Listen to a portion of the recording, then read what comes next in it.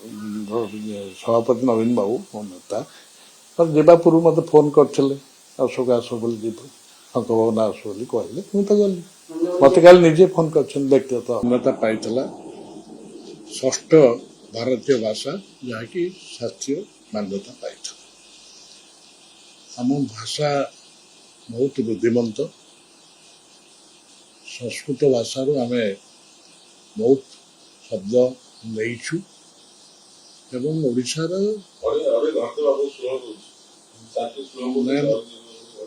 ନାଇଁ ମୁଁ ଏଇଟା ବନ୍ଦ କରିଦେବି ଏସି ବନ୍ଦ କଲେ ରହିପାରିବ ତାହେଲେ କୁହ ତାହେଲେ ବନ୍ଦ କରିଦେବି ସେଇଟା କାରଣ ହଉଥିବ ଆଉ ଥରେ ଯିବା ତାହେଲେ ବନ୍ଦ ହଉନି ନା ସେଠୁ କଲେ ହବ।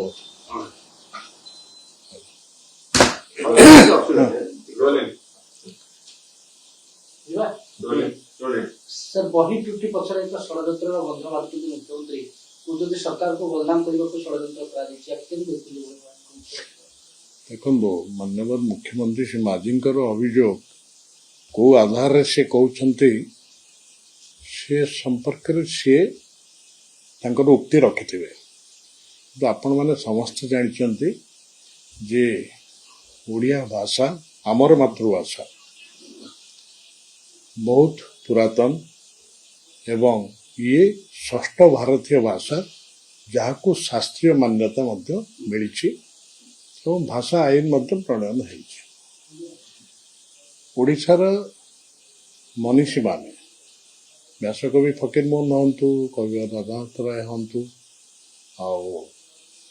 कर्मवीर गौरीशंकर हूँ सम्राट भूपेन्द्र भंज हूँ कवि सूर्य बलदेव दत्त हूँ ये समस्त ओडिया भाषा को परिपुष्ट कर जो अभियोगटी माननीय मुख्यमंत्री रखिंट कौ आधार रे करिसेंती सी कहीपरि जे मु भावुना जी मु देखी संपादना मंडली थिला विषय विशेषज्ञ कमिटी थिला एवं अन्य जो माने तार संयोजक थिले जो मानकर से गणमाध्यम किछि एवं साहित्य क्षेत्र में से माने किछिटी ना ता भितरु बेस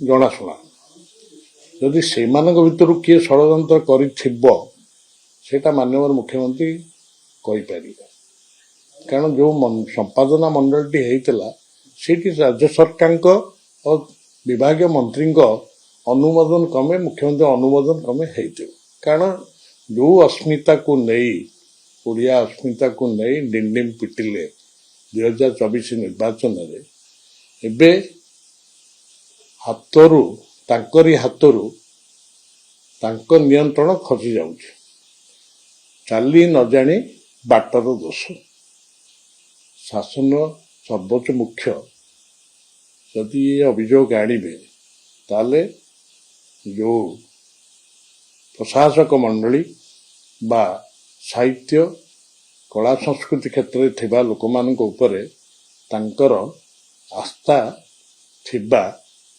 ए उक्ति जना पड़ू जे तांको ऊपर तांकर आस्था नाही सी जतले विशेषज्ञ कमिटी कले सी कौन ताको आखि बुझी देइथिले तांकर दस्तखत तो हेतिबो ना माननीय मुख्यमंत्री का दस्तखत तो ता हेतिबो ना तेणु से विषय रे विशेष अवगत थे किए षड्यंत्र कला जदि षड्यंत्र करिसेंती तांको आईन परिसर को आणंतु ना और भाषा क्षेत्र में निज मातृभाषा क्षेत्र में जहाँ को से डिंडिम पिटिले अस्मिता ओडिया अस्मिता कहीकि नवीन पट्टनायक सरकार ओडिया अस्मिता को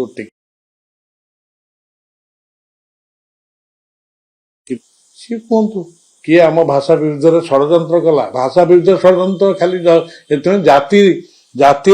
जाति ओडिया जाति विरुद्ध षड्यंत्र है ना आ जो माने वर्ष वर्ष धरिकी बलिदान देते ओडिया भाषा को बंचे रखापी ब्रिटिश माने इंग्रेज शासन समय जिते आमर जो प्रतिवेशी भाई माने भी कई कहते ओडिया एक भाषा नए जो मनीषी माने व्यासकवि आरंभ कर अनेक मनीषी बंचापी उद्यम करते आज ଶାସନ ଦାୟିତ୍ୱ ଥିବା ମୁଖ୍ୟ କହୁଛନ୍ତି ଯେ ଷଡ଼ଯନ୍ତ୍ର ହେଲା, ତାହେଲେ ଷଡ଼ଯନ୍ତ୍ର କାହିଁକି ଆଣନ୍ତୁ, ଆଇନର ପରିସରକୁ ଆଣନ୍ତୁ, ଆଇନ ଗଣ୍ଡି ଭିତରୁ ଆଣନ୍ତୁ, ତାଙ୍କୁ ଦଣ୍ଡବିଧାନ କରନ୍ତୁ। କାରଣ ଭାଷା କ୍ଷେତ୍ରରେ ଯେ ଷଡ଼ଯନ୍ତ୍ର ହେବ ତାହା ଅକ୍ଷମଣୀୟ। କାରଣ ଯାହା ଜେନେରେସନ କୁ ତା ବା ଆସନ୍ତା ଆଗାମୀ ପିଢ଼ିକୁ ମଧ୍ୟ ତା ପ୍ରଭାବିତ କରିବ ଏବଂ ଅତୀତରେ ଯୋଉ ଆମେ ଯାହାକୁ ନେଇ ଆମେ ଗର୍ବ କରୁଛୁ ବର୍ଷ ବର୍ଷ ଧରିକିରି ଶତାବ୍ଦୀ ତାକୁ ପୋଛି ଦେବା ପାଇଁ ଯଦି ଉଦ୍ୟମ ହେଇଥାଏ, ଯାହା ମୁଖ୍ୟମନ୍ତ୍ରୀ ମୁଖ୍ୟ କହିଲେ, ତାହା ନିଶ୍ଚିତ ଭାବେ କ୍ଷମଣୀୟ ନୁହେଁ। ଏକଥା ମୁଁ ଏହା ରଖିବି। ଏବଂ କାରଣ ନବୀନ ବାବୁଙ୍କ ସରକାର ବେଳେ ସଂସ୍କୃତି ବିଭାଗର ନାମକରଣ ଓଡ଼ିଆ ଭାଷା ସାହିତ୍ୟ ଓ ସଂସ୍କୃତି ବିଭାଗ ହେଇଥିଲା। ତେଣୁ ବର୍ତ୍ତମାନ ସିଏ କହନ୍ତୁ ଏବଂ ଷଷ୍ଠ ଭାରତୀୟ ଶାସ୍ତ୍ରୀୟ ଭାଷା ମାନ୍ୟତା ବି ନବୀନ ବାବୁଙ୍କ ସମୟରେ ହେଇଥିଲା। ଏମାନେ ତାକୁ ବଞ୍ଚେଇ ରଖନ୍ତୁ। ସାର୍ ଆଉ ଏକ ପ୍ରସଙ୍ଗ ସାର୍, ଗତକାଲି ସୁଜାତା କାର୍ତ୍ତିକେୟନ ଯିଏକି ବିଜୁ ଜନତା ଦଳ ବିଧିବଦ୍ଧ ଭାବରେ ସଭ୍ୟ ପଦ ଗ୍ରହଣ କରିଛନ୍ତି ଏବଂ ପ୍ରାଥମିକ ସଦସ୍ୟ ହେଇଛନ୍ତି। ବଡ଼ କଥା ହଉଛି କାଲି ବହୁତ ନେତାଙ୍କୁ ଆମେ ଦେଖିବା ପାଇଁ ପାଇଲୁନୁ, ଯୋଉମାନେ ବରିଷ୍ଠ ନେତା ମାନଙ୍କର ଅନୁପସ୍ଥିତି ଏବଂ ଖାସ କରି ବବି ଦାସ ସିଏ ମଧ୍ୟ ଅନୁପସ୍ଥିତ ଥିଲେ। ଗୋଟେ ପଟେ ସୁଜାତା ଇଏ କଲେ, ବବି ଦାସ ଆଉ ଗୋଟେ ପଟେ ଆଉଟ୍ ଭଳିଆ ଲାଗିଲା। ସାର୍ ଏଥିରେ କଣ ସନ୍ଦେଶ ଯାଉଛି, ଇଏ କାହିଁକି ଅନୁପସ୍ଥିତ ରହିବା ପଛରେ କାରଣ କଣ? ଯୋଉ ଅସନ୍ତୁଷ୍ଟ କଥା କୁହାଯାଉଥିଲା ଏ ସ୍ପଷ୍ଟ ବାହାରି ପଡୁଛି। ଆପଣଙ୍କ ପ୍ରଶ୍ନଟି ସମ୍ପୂର୍ଣ୍ଣ ରୂପେ ବ୍ୟକ୍ତି କେନ୍ଦ୍ରିକ। ଯୋଉ ଯୋଉ ବ୍ୟକ୍ତିଙ୍କର ଆପଣ ନାଁ ନେଲେ ସେମାନେ ଆଉ ଯୋଉମାନେ ଖବର ଦଉଥିଲେ ଉପସ୍ଥିତ ରହିବେ ସେଇମାନେ ସେ ପ୍ରଶ୍ନର ଉତ୍ତର ଦେଇପାରିବେ। ଯେହେତୁ ଏଇଠି ବ୍ୟକ୍ତି କେନ୍ଦ୍ରିକ ପ୍ରଶ୍ନ, କିଏ ଆସିଲା ନ ଆସିଲା ସେଇଟା ସମ୍ପୃକ୍ତ ବ୍ୟକ୍ତି ହିଁ କହିପାରିବେ, ତାଙ୍କ ଅନୁପସ୍ଥିତି ବା ଉପସ୍ଥିତି। ସେ ବିଷୟରେ ମୋ କିଛି ମନ୍ତବ୍ୟ ଦେବାର ନାହିଁ। ଯେହେତୁ ମୁଁ ତ ସେ ଦାୟିତ୍ୱ ନଥିଲି ଡାକିବା ବା ଯିଏ ଅନୁପସ୍ଥିତ ରହିଲେ ସିଏ ତା ପ୍ରଶ୍ନ ଉତ୍ତର ଦେଇଦେବେ। ମୋ ପାଖରେ ସେ ପ୍ରଶ୍ନ ଉତ୍ତର ନାହିଁ। କାହିଁ ଏଇଥିପାଇଁ ମାନେ ଏଠି ଦୁଇଟିଆକୁ ପ୍ରଶ୍ନ, ଆପଣଙ୍କ ପ୍ରଶ୍ନଟି ହେଉଛି ସମ୍ପୂର୍ଣ୍ଣ ରୂପେ ବ୍ୟକ୍ତି କେନ୍ଦ୍ରିକ। ଆପଣ ବି ମଝିରେ କୁହାଯାଉଥିଲା ଯେ ଆପଣ ବି ଗୋଟିଏ ବୈଠକ କରୁଥିଲେ, ଯୋଉମାନେ କି ବିରୋଧ କରୁଥିଲେ ବୋଲି କୁହାଯାଉଥିଲା। ଆପଣ ବି ଗତକାଲି ଯାଇଥିଲେ ବୈଠକ ବିଶ୍ରାମ ପର୍ବକୁ ଏବଂ ଉପସ୍ଥିତ ଥିଲେ। ମୁଁ ଗୋଟେ କଥା କହିବି ଆପଣ ପ୍ରଶ୍ନ ଉପରେ। ବିରୋଧ କରୁଥିଲେ, ଆପଣ ଏ ଶବ୍ଦଟି ବ୍ୟବହାର କଲେ ନା, ବୈଠକ କରୁଥିଲେ ଏ କଥା ବି ବ୍ୟବହାର କଲେ। ବୈଠକ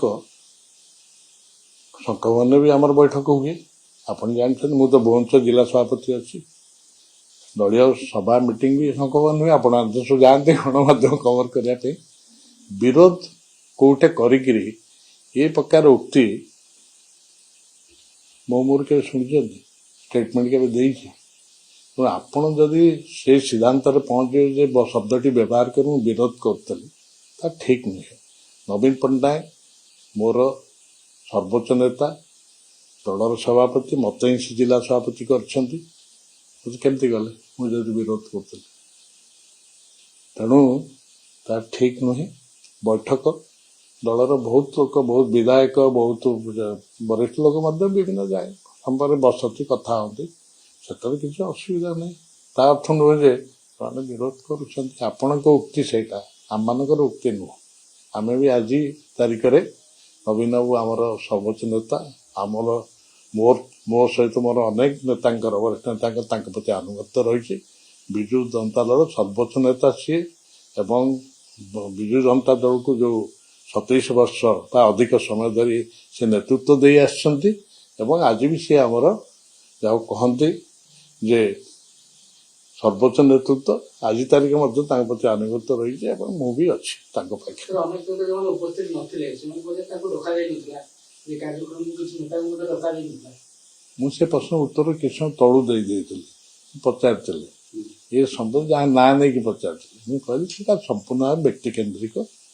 ସେଇଟା କେବଳ ସେଇ ବ୍ୟକ୍ତି ହିଁ ଉତ୍ତର ଦେଇପାରିବେ ଯିଏ ଆପଣଙ୍କ ପାଖରେ ଅଭିଯୋଗ କରିଛନ୍ତି ବା ଯାହାଙ୍କର ବାଇଟି ଆପଣ ନେଇଛନ୍ତି। ଆଉ ଯୋଉମାନେ ତାଙ୍କୁ ଡାକୁଛନ୍ତି ସେମାନେ କହିପାରିବେ। ମୁଁ ତ ସେଇ ଡାକିବା ପ୍ରୋସେସରେ ନଥିଲି, ଆଉ ଯିଏ ଉପସ୍ଥିତ ନ ରହିଲେ ଅନୁପସ୍ଥିତ ରହିଲେ ସିଏ କହିପାରିବେ। ସୁଜାତାଙ୍କ ନେତୃତ୍ୱ କେମିତି ଦେଖୁଛନ୍ତି? ସୁଜାତା କାଲି ଦଳରେ ସାମିଲ ହେଲେ, ଆଗକୁ ବଡ଼ ଦାୟିତ୍ୱ ମିଳିପାରେ, କେମିତି ଦେଖୁଛନ୍ତି ଆପଣ? ମୁଁ ଟିକେ ଏଇଠି ସ୍ପଷ୍ଟ କରିଦେବାକୁ ଚାହୁଁଛି, ବିଜୁ ଜନତା ଦଳ ଦୀର୍ଘ 27 ବର୍ଷ ଇତିହାସରେ ଅଧିକ ସମୟ, ବିଜୁ ଜନତା ଦଳ ତା ଭିତରୁ 24 ବର୍ଷ ଓଡ଼ିଶା ଶାସନ ଥିଲା, ଓଡ଼ିଶା ଲୋକଙ୍କ ଆଶୀର୍ବାଦ ନବୀନ ବାବୁ ମୁଖ୍ୟମନ୍ତ୍ରୀ ହେଲେ। ଇଏ ଏକ ବୃହତ୍ ଆଞ୍ଚଳିକ ଦଳ ଯାହାର ନବୀନଙ୍କ ନୀତି ଆଦର୍ଶରେ ଅନୁପ୍ରାଣିତ ହେଇ ଦଳୀୟ ନୀତି ଆଦର୍ଶ ନେଇ ଅନେକ ଲୋକ ଦେଇଥିଲେ, ଯୋଗ ଦେଇଥିଲେ, ଏବେ ବି ଦେଉଛନ୍ତି, ଏବେ ବି ଯୋଗ ଦେଉଛନ୍ତି। ତେଣୁ ଜନପ୍ରିୟ ନେତା ନବୀନ ବାବୁ, ଜନପ୍ରିୟ ଦଳ ମଧ୍ୟ। ତେଣୁ ଗୋଟେ ଜନପ୍ରିୟ ଦଳ, ଜନପ୍ରିୟ ନେତା ସଦାବେଳେ କହି ଆସିଛନ୍ତି ଓଡ଼ିଶା ଲୋକଙ୍କୁ ସେବା କରିବେ। ଆମେ କରିଛୁ, ଆଗାମୀ ଦିନରେ ମଧ୍ୟ କରିବୁ, ଯିଏ ବି ଆସିବେ ସିଏ ବି କରିବେ, ସେଥିରେ କ'ଣ କରିବା। ସୁଜାତା ବଳଭଟ୍ଟ ଦେଖନ୍ତୁ, ଜଣେ ବ୍ୟକ୍ତିଙ୍କ ଉପରେ ମୁଁ ଟିପ୍ପଣୀ ଦେବି ନାହିଁ। ମୁଁ ମୋର ନେତାଙ୍କ ଉପରେ ହିଁ କହିଛି, ମୋ ଦଳ ଉପରେ କହିଛି। ବାକି କିଏ କ'ଣ ହେବେ ସେଇଟା, ମୁଁ ତ ଭବିଷ୍ୟତ ଦ୍ରଷ୍ଟା ନୁହେଁ, ମୁଁ ଜ୍ୟୋତିଷ ନୁହେଁ, ମୁଁ କେମିତି କହିବି। ଆଉ ଗୋଟେ କଥା ହଉଛି ପ୍ରଶାସକ ମାନେ ଆମେ ଦେଖିଛୁ ଯେତେବେଳେ ବି ଆସିଛନ୍ତି, ପୂର୍ବରୁ ପାଣ୍ଡିଆନ ମଧ୍ୟ ଆସିଥିଲେ, କେହି ପ୍ରଶାସକ ସଫଳ ହେଇନାହାନ୍ତି। ଆପାତତଃ ଆମେ ଦେଖିଛୁ। ଆଉ ଯୋଉମାନେ ବି ବିଜୟ ପଟ୍ଟନାୟକଙ୍କ କଥା କହୁ, ସିଏ ବି ଆସିଲେ କିଛି ଦିନ ରାଜନୀତିରେ ଗଲେ। ସୁଜାତା କାର୍ତ୍ତିକେୟନ କେମିତି କେତେ ସଫଳ ହେବେ ବୋଲି ଭାବୁଛନ୍ତି? ସେଇଟା ଆପଣଙ୍କ ସିଦ୍ଧାନ୍ତ, ଆପଣ ସେଇଟା କହୁଛନ୍ତି। ମୁଁ ଇଏ ସଫଳ ହେଇନାହାନ୍ତି, ସିଏ ସଫଳ ହବା ପାଇଁ ପ୍ରୟାସ ହେଇନାହାନ୍ତି, ସେ ସମ୍ପର୍କ କିଛି କହିବେନି। ଏଇ ବ୍ୟକ୍ତିଟି ଯିଏ ବସିଛି ଆପଣଙ୍କ ଆଗରେ, ଏ ବି ଭାରତୀୟ ସୂଚନା ସେବାରୁ ଆସିଥିଲା। ଆପଣ ମାନେ କୁହନ୍ତୁ, 4 ନିର୍ବାଚନ ଲଢ଼ିଛି, ଏଇଠୁ ଲଢ଼ିଛି। ସେଇଟା ଆମ ନବୀନଙ୍କ ଆଶୀର୍ବାଦ, ଓଡ଼ିଶା ଲୋକଙ୍କ ଆଶୀର୍ବାଦ, ଏକାମ୍ର ନିର୍ବାଚନଙ୍କ ଆଶୀର୍ବାଦ, ଠାକୁରଙ୍କ ଆଶୀର୍ବାଦ ଏବଂ ମୋର ଚେଷ୍ଟା ପ୍ରୟାସ, ସାର୍ଙ୍କ ଆଶୀର୍ବାଦ, ବିଜୁ ଜନତା ଦଳର ଯେଉଁ ସେବା ମଣ୍ଡପ ତାର ମଧ୍ୟ ଆଶୀର୍ବାଦ। ସେଇଟା ନିର୍ଭର କରେ କିଏ କେମିତି ହବ। କାଲି ସାର୍ ଆପଣ କାର୍ଯ୍ୟକ୍ରମକୁ ଯାଇଥିଲେ, ଅନେକ ନେତା ଅନୁପସ୍ଥିତ ଥିଲେ, କିନ୍ତୁ ଆପଣ ସାର୍ କାର୍ଯ୍ୟକ୍ରମ ଯାଇଥିଲେ ଏବଂ ଦେଖାଗଲା ଯେ ସୁଜାତା ଜଏନିଂ କରିବା ପରେ ଅନେକ ନେତାଙ୍କ ସହିତ ଆଲୋଚନା କରୁଛନ୍ତି, ଆଲୋଚନା କରିବାକୁ ନିଜର ଥିଲା। ଆପଣଙ୍କ ସହିତ ଆଲୋଚନା କରୁଛନ୍ତି? ମୁଁ ଏମିତି ଶୁଣ, ବୈଠକ ଯୋଗ ଦେବା ପାଇଁ ନବୀନ ନିବାସରୁ ମୋତେ ତା ଆଗ ଦିନ ଫୋନ୍ ଆସିଥିଲା। କାଲି ବି ସାର୍ ଆମ ସଭାପତି ନବୀନ ବାବୁ ମୋ ନେତା ଯିବା ପୂର୍ବରୁ ମୋତେ ଫୋନ୍ କରିଥିଲେ, ଅଶୋକ ଆସ ବୋଲି ଯିବୁ, ଶଙ୍କଭବନ ଆସ ବୋଲି କହିଲେ। ମୁଁ ତ ଗଲି। ମୋତେ କାଲି ନିଜେ ଫୋନ୍ କରିଛନ୍ତି, ବ୍ୟକ୍ତିଗତ ଭାବେ ମୋତେ କରିଛନ୍ତି, ମୁଁ ତ ଗଲି। ଆଉ ବାକି ଯେଉଁ ଆଲୋଚନା କଥା କହୁଛନ୍ତି, ସେଇଟା ଯେତେବେଳେ 10 ଜଣ 15 ଜଣ ସବୁ ଦେଖା ହୁଅନ୍ତି, କ'ଣ ହେଲା କେମିତି ଚାଲିଛି, ଏଇ ବିଷୟ ଆମେ କଥା ହଉ। ଆଉ କ'ଣ ନାଇଁ, ଏ ବିଷୟରେ ଆମେ ମୁଁ ସେ ବିଷୟରେ କହିପାରିବି। ମୋତେ ତ କଲ୍ ଆସିଥିଲା, ମୋତେ କାଲି ସାର୍ ବି ନିଜେ ବ୍ୟକ୍ତିଗତ ଭାବେ ଫୋନ୍ କରିଥିଲେ। ସକାଳ ଅଛି ବି ସମୟ, ସେତେ ପଡ଼ିଛି ଫୋନ୍ରେ ଅଛି, ସେତେ କରିଥିଲେ, 2ଥର କରିଥିଲେ, ମୁଁ ଯାଇଛି। ଆପଣମାନେ ଦେଖିଛନ୍ତି, ମୁଁ ତ ଯାଇଛି। ନବୀନ ଚେହେରା ଗୁଡ଼ାଏ ଦିନ ଧରିକି ନବୀନ ହିଁ ଏକମାତ୍ର ଚେହେରା, ମହିଳାଙ୍କ ପାଇଁ ମଧ୍ୟ ଗୋଟେ ନବୀନ ଚେହେରା ହେଇଥିଲେ, କିନ୍ତୁ ବର୍ତ୍ତମାନ ଦେଖାଯାଉଛି ସୁଜାତାକୁ ମହିଳାଙ୍କ ଚେହେରା ଭାବେ ଚିତ୍ରଣ କରାଯାଉଛି। ଦେଖନ୍ତୁ, ମୁଁ ଆପଣଙ୍କୁ କିଛି ସମୟ ତଳେ କ'ଣ କହିଥିଲି, ଆମ ଦଳ ହେଲା ଜନପ୍ରିୟ ଦଳ, ସେଇଥିପାଇଁ ଲୋକ ଆସୁଛନ୍ତି, ଜଏନ୍ କରୁଛନ୍ତି। ଆମ ନେତା ହେଲେ ଜନପ୍ରିୟ ନେତା। ଆଜି ମୁଁ ଆପଣଙ୍କୁ ପ୍ରଶ୍ନ କରୁଛି, ଆପଣ ପ୍ରଶ୍ନ କରୁଛନ୍ତି, ମୁଁ ଗୋଟେ ଆଜି ମୋତେ ଜଣିଆ ନେତା କହନ୍ତୁ ଓଡ଼ିଶାରେ ବିଭିନ୍ନ ରାଜନୈତିକ ଦଳର ଯାହାଙ୍କ ନାଁ ଭୋଟରଙ୍କୁ ଆକୃଷ୍ଟ କରେ ଏବଂ ଯାହାଙ୍କ ଉପରେ ସ୍ୱଚ୍ଛ ନିର୍ମଳ ବ୍ୟକ୍ତିତ୍ୱ ପାଇଁ ଲୋକଙ୍କ ନିର୍ଭର କରନ୍ତି ଏବଂ ଆଜି ତାରିଖରେ ନିର୍ବାଚନର 2 ବର୍ଷ ପରେ ମଧ୍ୟ, ଏ ସରକାର 2 ବର୍ଷ ପରେ ଆଜି ବି ନବୀନ ବାବୁଙ୍କୁ ଲୋକ ଖୋଜୁଛନ୍ତି ଏବଂ ତାଙ୍କର ନେତୃତ୍ୱରେ ଆସ୍ଥା ବିଶ୍ୱାସ ହୋଇ ଆଜି ତାରିଖରେ ମଧ୍ୟ ଓଡ଼ିଶାର ସବୁଠାରୁ ଜନପ୍ରିୟ ନେତା। ଆଉ ଜଣ ନାଁ କହନ୍ତୁ, କାହା ନାଁରେ ଏତିକି ଏଇଭଳି ଜନପ୍ରିୟ, କେତେ ଲୋକ ଭୋଟ ତାଙ୍କ ପ୍ରତି ଅଛନ୍ତି କୁହନ୍ତୁ। ବିଜେପି ଅନେକ ନେତା ଚିତ୍ରଣ କରୁଛନ୍ତି, ମହିଳାଙ୍କ ଚେହେରା ହେଉଛନ୍ତି ସୁଜାତା କାର୍ତ୍ତିକେୟନ। ଆଜ୍ଞା ଶୁଣନ୍ତୁ, ଆପଣ ସେଇ ଜିନିଷଟି ବାରମ୍ବାର କରୁଛନ୍ତି। ମୁଁ ମୋର ସ୍ପଷ୍ଟ କରିଦେଉଛି, ଆମେ ନବୀନ ପଟ୍ଟନାୟକଙ୍କ ନେତୃତ୍ୱରେ ରହିଛୁ। ଯାହା କର୍ମ ଅତୀତରେ ବା ଯାହା ବିଭିନ୍ନ ଯୋଜନା, ଜନାଭିମୁଖୀ ଯୋଜନା କରିଛନ୍ତି, ନବୀନ ବାବୁ ହିଁ କରିଛନ୍ତି। ମୁଁ ପା କହିଲି ଆପଣଙ୍କୁ କିଛି ସମୟ ତଳେ, ଓଡ଼ିଆ ସଂସ୍କୃତିର ନାମକରଣ ଓଡ଼ିଆ ଭାଷା ସାହିତ୍ୟ ସଂସ୍କୃତି କଲେ। ଆଉ ଏବେ ବର୍ତ୍ତମାନ ପାଠ୍ୟପୁସ୍ତକ ଯେଉଁ ଭୁଲ ହେଲା, ସେ କହୁଛନ୍ତି ଷଡ଼ଯନ୍ତ୍ର। ଆମେ ଚାଲି ନ ଜାଣି ବାଟ ଦୋଷ କାହିଁ କହିବା? ସେଇ ହିଁ ବ୍ୟକ୍ତି ଯିଏକି ତାଙ୍କରି ସମୟରେ ଓଡ଼ିଆ ଭାଷା ହିଁ ଶାସ୍ତ୍ରୀୟ ଭାଷାର ମାନ୍ୟତା ପାଇଥିଲା, 6ଠ ଭାରତୀୟ ଭାଷା। ଇଏ କିଛି କମ୍ ଗୌରବର କଥା କି? ଆଉ ଯଦି କିଏ ମହାନୁଭବ ମୁଖ୍ୟମନ୍ତ୍ରୀ କହୁ ଷଡ଼ଯନ୍ତ୍ର, ତା ଷଡ଼ଯନ୍ତ୍ରକାରୀ ଖୋଜନ୍ତୁ ନା। ଅକ୍ଷମଣୀୟ ପରା କହିଲି, ଭାଷାକୁ ବିକୃତ କରିବା ବା ଯାହା ବି କରିବା, ତଥ୍ୟକୁ ବିକୃତ କରିବା, ତା କ୍ଷମଣୀୟ ନୁହେଁ। ସେ ଖୋଜନ୍ତୁ, ତାଙ୍କ ହାତରେ ପ୍ରଶାସନ, ତାଙ୍କ ହାତରେ ପ୍ରଶାସକ, ତାଙ୍କ ହାତରେ ପୋଲିସ, ତାଙ୍କ ହାତରେ ଦଣ୍ଡ ବିଧାନ କରିବାର ମଧ୍ୟ କ୍ଷମତା ରହିଛି, ଖୋଜନ୍ତୁ। ତେଣୁ ସବୁ ବିଜୁ ଜନତା ଦଳର ସର୍ବମାନ୍ୟ ନେତା, ସବୁ ଜନପ୍ରିୟ ନେତା ହେଉଛି ନବୀନ ପଟ୍ଟନାୟକ। ତାଙ୍କରି ନାଁରେ ଆମେ ଜନସାଧାରଣ ପାଖକୁ ଯାଉଛୁ, ଦଳ ବି ଯାଉଛି, ଯିଏ ବି ଆସିଛନ୍ତି ବି ଅଛନ୍ତି, ସିଏ ବି ସାର୍ କାଲି ହଠାତ୍ କାହିଁକି ଏମିତି ନବୀନ ବାବୁ କହିଲେ ଯେ ମୁଁ 29ରେ ଲିଡ୍ ମୁଁ କରିବି? ଲିଡ୍ ତ ସେ କରୁଛନ୍ତି, ଦଳ ତ ଲିଡ୍ ଆପଣ କହିଲେ 24 ବର୍ଷ ଧରି ସିଏ ତ ହିଁ ଲିଡ୍ କରୁଛନ୍ତି, ସିଏ ତ ସଭାପତି ହିଁ। ଦେଖ, ସିଏ ତ ସଭାପତି ଅଛନ୍ତି, ସେ ଦଳ କାରଣ କଣ? ନାଇଁ ଶୁଣ, 29 ନିର୍ବାଚନରେ ସିଏ ତ ସଭାପତି ଅଛନ୍ତି ନା ଦଳର। ଆଉ ଯିଏ ଦଳ ସଭାପତି ଥିବେ, ଅଲଗା ଅଲଗା ରାଜନୈତିକ ଦଳର ଯିଏ ସଭା ଥିବେ, କ୍ଷମତା ନଥିବେ, ସେମାନେ ତ କରନ୍ତିନି। ଆଉ କିଏ କରେ? ତେଣୁ ସେ କହୁଛନ୍ତି ତ କରିବେ। ହଁ, କରିବେ। ସେ ଏ କଥା ଜିନିଷ କହିବା ପଛରେ କାହା ସୁଜାତା କରିବେ କି? ଆପଣ କାଲି ମିଟିଂ ଛାଡ଼ିଦିଅନ୍ତୁ, ତା ଆଗରୁ କ'ଣ ଆମେ ଯେତେବେଳେ ନୂଆପଡ଼ା ବାଇ ଇଲେକ୍ସନ କିଏ କରୁଥିଲା? ସାଙ୍ଗ ନେତୃତ୍ୱରେ ଆମେ ଲଢୁଥିଲୁ। ଅସୁବିଧା କ'ଣ ଅଛି? ଆଉ ଶୁଣନ୍ତୁ, ଆପଣ ଏମିତି ପ୍ରଶ୍ନ କରୁଛନ୍ତି ସବୁ। ମୁଁ ସେ ବିଶିଷ୍ଟ ଉପନ୍ୟାସିକ, ସେଇ ଭାଷା ସାହିତ୍ୟ, ସେଇ ଭାଷା ସାହିତ୍ୟ କିଏ? ବିଭୂତି ପଟ୍ଟନାୟକ। ଉପନ୍ୟାସିକ, ବହୁତ ପୁରସ୍କାର ପାଇଛନ୍ତି, ମତେ ବି ପାଠ ପଢିଛନ୍ତି ବିଜୟ କଲେଜ, ମୋ ସାର୍ ଥିଲେ। ତାଙ୍କର ବହୁତ ବହି ଅଛି, ସିଂହକଟି, ଆହୁରି ଅନେକ ଜିନିଷ ପଢ଼ିଛନ୍ତି। ସେ ଗୋଟିଏ ବହିରେ ତାଙ୍କର ଲେଖିଛନ୍ତି, ସବୁ ନଦୀର ବନ୍ଧ ନଥାଏ, ସବୁ ପ୍ରଶ୍ନର ମଧ୍ୟ ଉତ୍ତର ନଥାଏ।